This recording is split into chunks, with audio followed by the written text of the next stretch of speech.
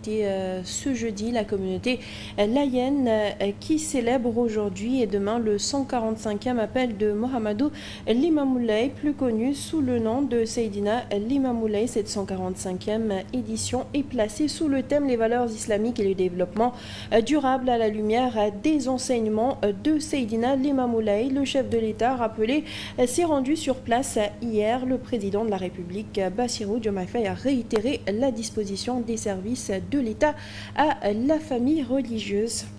Voilà tout pour l'essentiel des titres. Le développement, c'est tout de suite.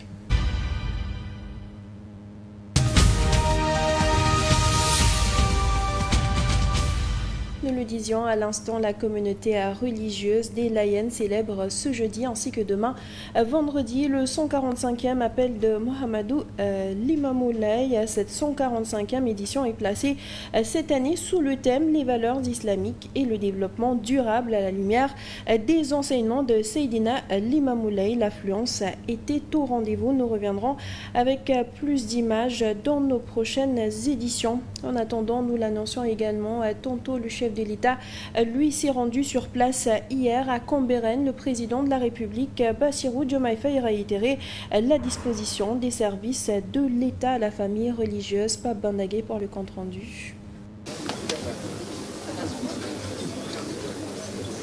À Cambérène, le président de la République a été accueilli à la résidence Seydina Issa Laye Diao.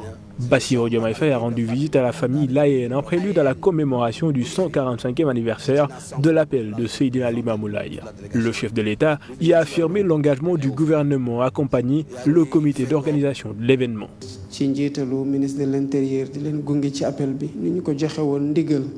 Sous la coordination du ministère de l'Intérieur, nous vous soutiendrons de la meilleure des manières.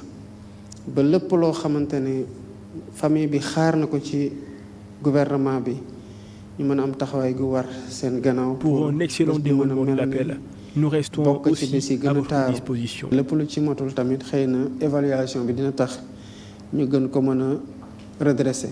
Des déclarations que magnifie le porte-parole de la famille layène ainsi que l'aîné du Khalife et coordonnateur de l'appel. C'est le gouverneur Le gouverneur a suivi vos instructions à la lettre et donc nous sommes contents que vous soyez venu ici, Monsieur le Président. Ainsi, la famille layène a exprimé sa reconnaissance à l'endroit du chef de l'État, Bassirou Diomaye Faye. Cette année 2025, l'appel des Layènes est célébré ce jeudi 30 et vendredi 31 janvier. Une édition au cours de laquelle les autorités layènes comptent mettre l'accent sur le développement durable avec l'appui du gouvernement. Sur un autre registre à présent, apaiser les relations entre journalistes et forces de défense et de sécurité sur le terrain, c'est tout le sens du cadre de réflexion dénommé les mercredis de la police, une deuxième édition sous le thème maintien de l'ordre et droit de l'information a vu la présence des deux parties. Ces dernières ont formulé un chapelet de recommandations hier pour que chacune des deux parties puisse exercer sa mission de service public librement. Quand il était en train de me bastonner, un autre est venu pour dire ma barquelle. Oui, dans ma barquelle. Un récit glaçant du film de son arrestation lors d'une manifestation non autorisée. Et pourtant, Absa Anne n'est pas un cas isolé. Des rapports assez tendus entre hommes des médias et forces de défense et de sécurité. Et à entendre ce commissaire de police, le manque de professionnalisme des forces de l'ordre n'est pas la cause principale. La diffusion d'images ou d'informations. Pour la police, il y a une crainte que les images nuisent à l'enquête ou à l'image de la police. Pour les journalistes, ils affirment le devoir d'informer le public, même si les images peuvent choquer. Ce cadre d'échange a permis d'appréhender davantage de l'origine de ce grand malentendu entre deux corporations qui assurent une mission de service public. Ce léger quiproquo est le sujet de mille et une conséquences. Ce qui pose problème, à mon humble avis, c'est le problème de l'effectivité des lois. Nous avons pris notre étant toute humilité, nous allons changer. À travers des échanges fructueux et sans complaisance, une batterie de recommandations a été faite par les différentes parties prenantes. L'élaboration de protocoles consensuels, le mécanisme de résolution des conflits, mais également l'évaluation conjointe des incidents. Mettre en place un mécanisme d'échange et d'alerte entre médias et FDS. Sensibiliser les professionnels des médias sur le mode opératoire. Pour que les policiers aussi soient protégés vis-à-vis des violences verbales. Au terme de cet atelier de réflexion dénommé les mercredis de la police, le deuxième du genre, journalistes et forces de l'ordre actent ainsi le premier passe d'armes pour que le retrouvailles sur le terrain se passe de manière professionnelle et en toute cordialité. Direction Kédougou, un comité régional de développement s'est tenu. La rencontre a été présidée par le gouverneur de région qui exhorte les populations à collaborer avec les forces de défense et de sécurité pour l'intérêt de la nation. La sécurité ne doit plus être l'affaire des forces de défense et de sécurité seulement. Donc chacun de nous doit s'impliquer, la communauté en premier, parce qu'elle est à la base de la cellule de base de la famille, de la société. Donc la communauté doit s'impliquer activement dans cette sécurité, d'où le nom de sécurité collaborative. Des échanges, vraiment nous avons fait de fortes recommandations, c'est d'amener plus de collaboration entre les forces de défense et de sécurité et la communauté, parce qu'il y va de la sécurité de nous tous. En tant que collectivité, nous accompagnons et nous nous engageons à collaborer avec toute organisation venue dans le sens de la sécurité collaborative. Au niveau des communautés, il y a cette faiblesse de collaboration entre les populations et les forces de défense et de sécurité. C'est de participer aux différentes étapes qui ont été planifiées, aussi bien les ateliers de consolidation, de partage, de discussion et de dialogue, pour mieux faire comprendre à la communauté l'importance de la sécurité collaborative, mais surtout l'importance de dire que la sécurité n'est pas du ressort uniquement et spécifiquement des forces de défense et de sécurité.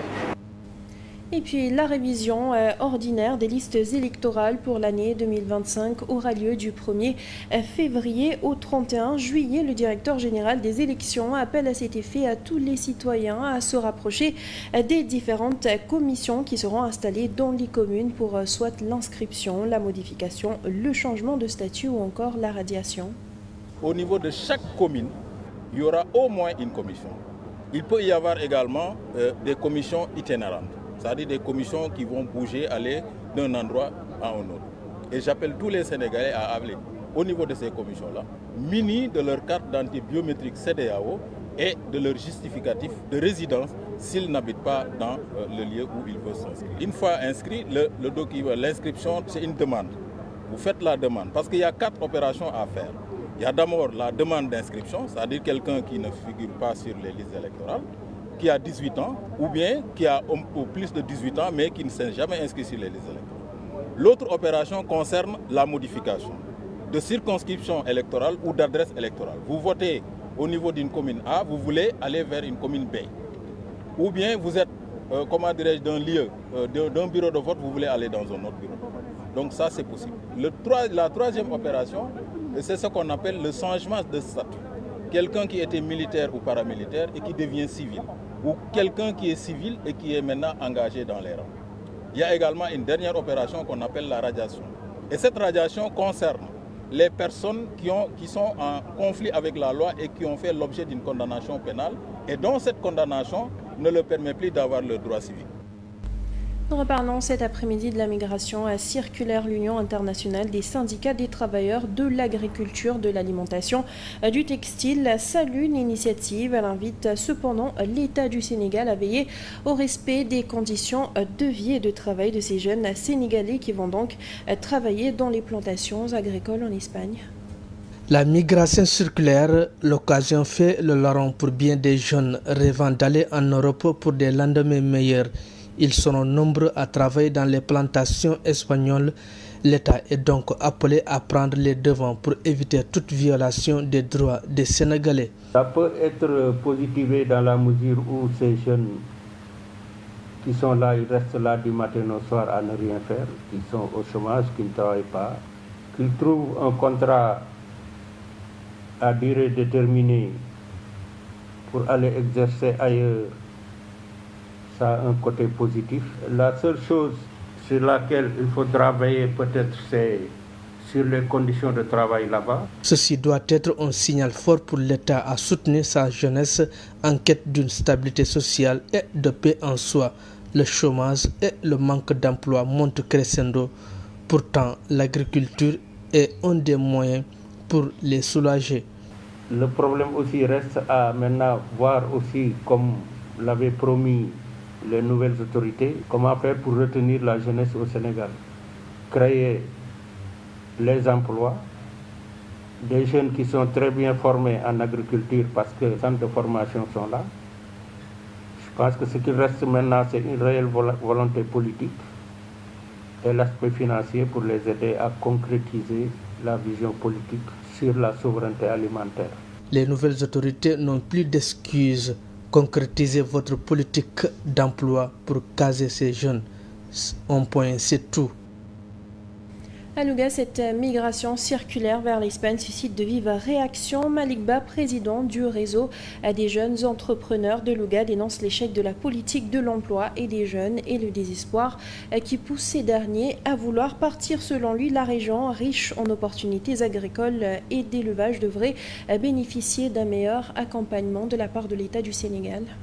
Avant de mettre en place l'offre, on devait aussi sensibiliser les jeunes face à ce projet pour les expliquer exactement au niveau de l'Espagne, qu'est-ce qui se passe s'ils se déplacent vers l'Espagne, qu'est-ce qu'ils vont trouver là-bas, le boulot, les contrats et les modalités de déplacement. Qui dit Louga dit aussi des opportunités comme aussi l'agriculture, la capitale de l'agriculture, c'est à Louga. Et une fois aussi à Djolof, Dara Djolof et autres, vous avez savoir que aussi il y a de différentes opportunités à saisir comme l'élevage et l'agriculture. La politique de l'emploi, ça reste beaucoup.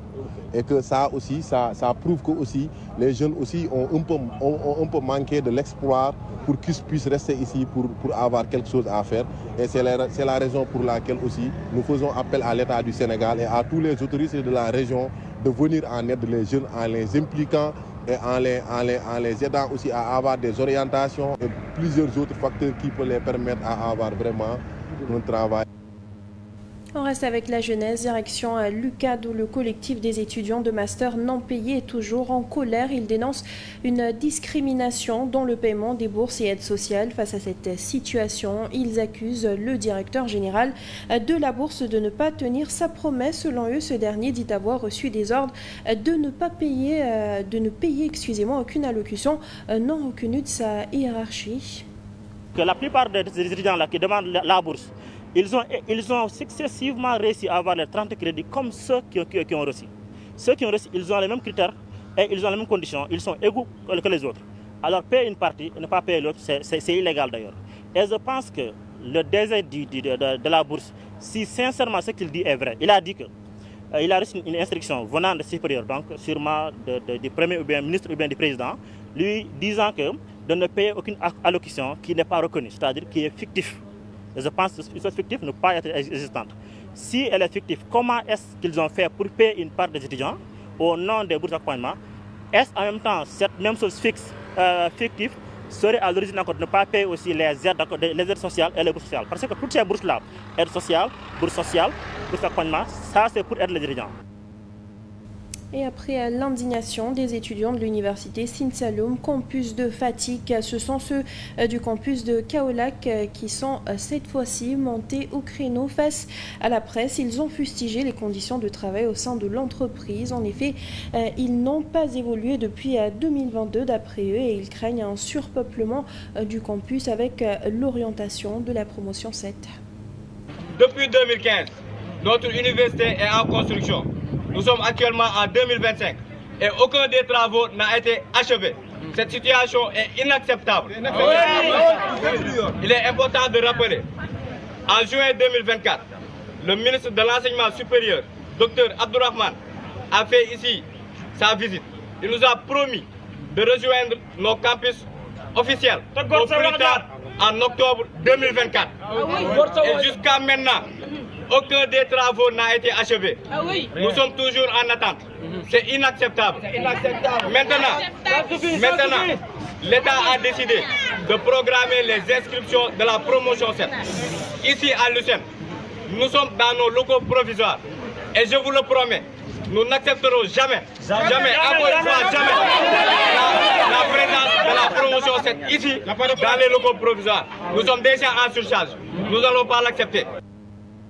Et enfin, les plongeurs de la plage de Ouakam ont tenu une manifestation pour dénoncer les pratiques de l'entreprise Waterfrom qui se trouve sur le littoral. Selon eux, les déchets que l'entreprise déverse dans la mer leur créent beaucoup de difficultés à cause de la pollution. Ils n'arrivent plus à attraper le poisson. Ils alertent pour que des mesures soient prises en ce sens. Il y a un sentier ici tout près, on l'appelle Waterfront. Ils sont en train de construire des immeubles. Mais ils prennent toute leur latérite et ils le déversent dans la mer. Et ça cause des dommages collatéraux pour nos frères plongeurs et ils ne peuvent plus s'exercer. Du coup, ça crée beaucoup de chômage chez nous. Et on est des impactés. On voulait alerter l'État pour qu'il prenne des mesures adéquates. Parce qu'on doit protéger aussi la mer. Parce que nous, on est là depuis nos ancêtres. Et on ne peut pas nous imposer des choses et on ne peut rien faire sans alerter l'État. C'est pourquoi on est là pour alerter l'État, pour qu'il prenne des mesures à ce niveau. Vraiment, nous les sollicitons pour qu'ils prennent les mesures adéquates pour régler notre problème. Il y a plus de 200 ou 300 pirogues de pêcheurs qui font la plongée. Il y a les gens qui font la pêche, mais il y a les gens qui font la pêche au filet. Mais la mer est polluée, c'est pas ça le problème. La mer est polluée, c'est à cause du sentier qui sont là. Et nous passons tout de suite à la revue de presse.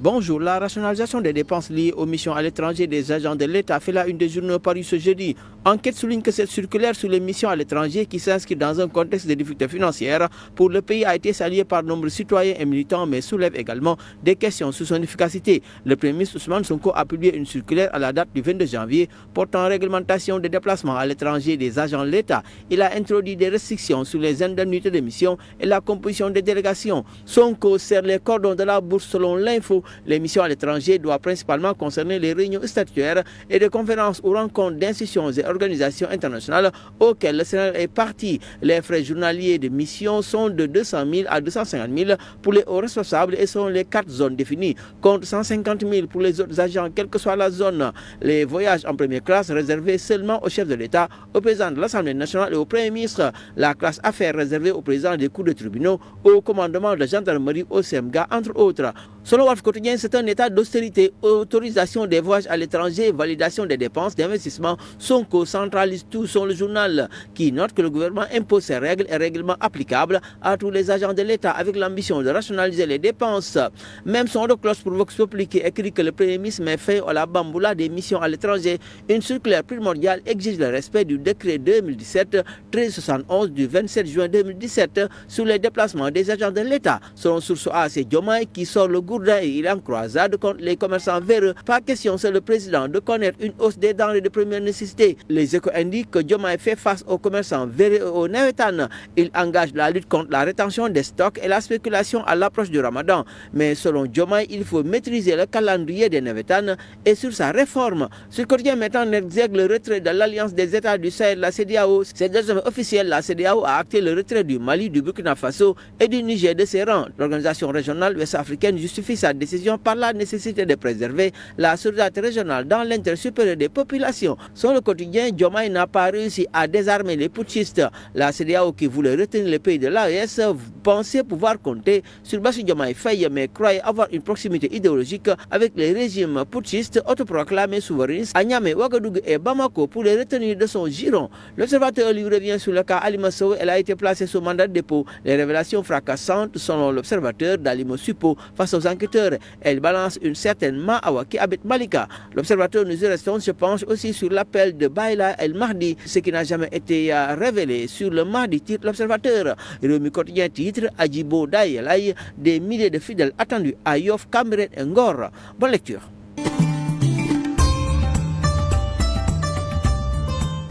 C'est la fin de ce journal. Merci à vous de l'avoir suivi. À 14h, vous avez le Wolof. Merci, bonne suite de programme sur la 7 TV.